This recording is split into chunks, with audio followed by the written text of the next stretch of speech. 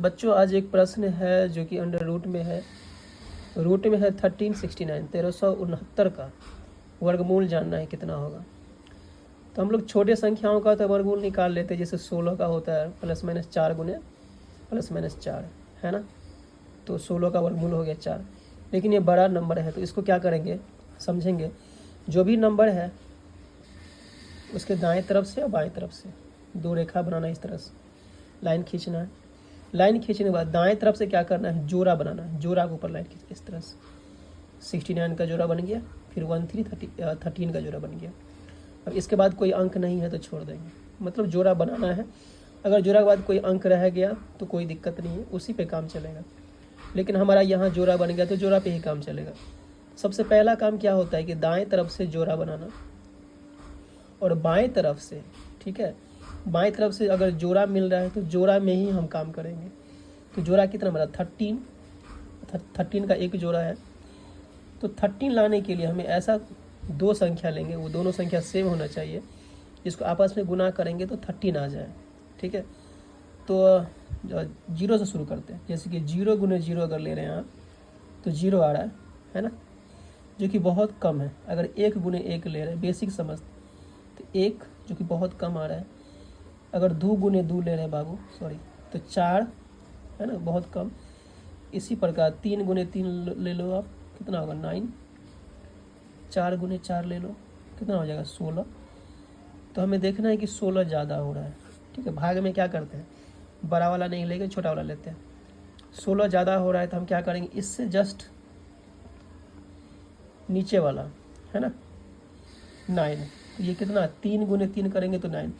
आप बोले सर 4 क्यों नहीं लीजिएगा, है ना। 4 आप लोगे तो जब आप घटाओगे तो वहाँ पे क्या होगा, वहाँ पे बड़ा आ जाएगा। घटने के बाद क्या होगा, बड़ा आ जाएगा। इसीलिए हम क्या करेंगे, 3 गुने 3 ही लेंगे।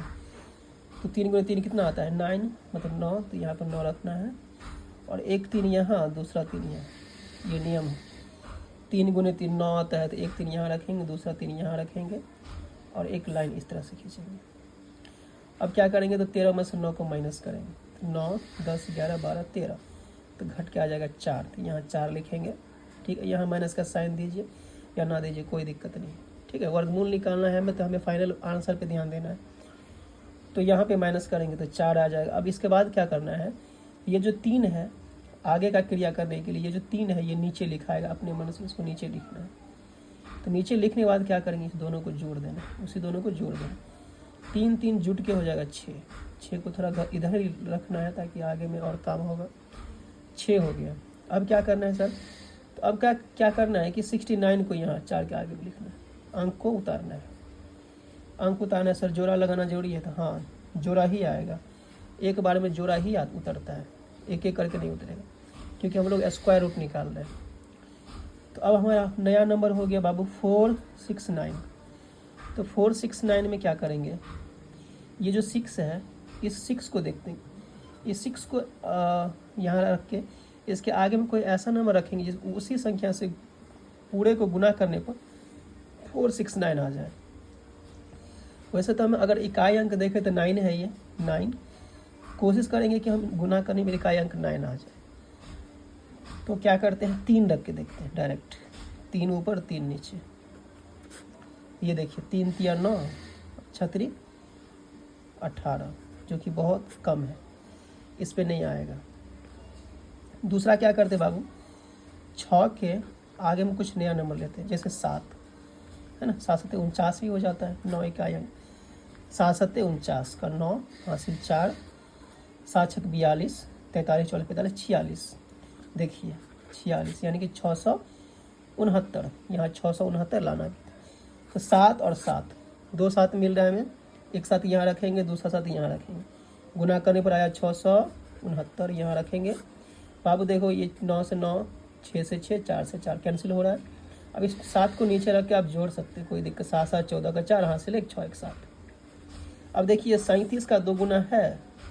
अगर ये 37 का 2 गुना है तो हमारा जो ये स्क्वायर रूट का नियम है वो सही है, हम जो काम किए हैं इस पर वो सही है। तो इसका जो आंसर हो जाएगा फाइनल बाबू, रूट में 13 6 9 का ये हो जाएगा 37 गुना 37 ये हो जाएगा। ठीक है, गुना करेंगे तो अब क्या करते हैं, 2 में से 1 बाहर आता है, क्योंकि करने में कुछ नहीं तो 2 रहता है, 2 में से 1 बाहर आ गया 37। तो 37 हमारा फाइनल आंसर।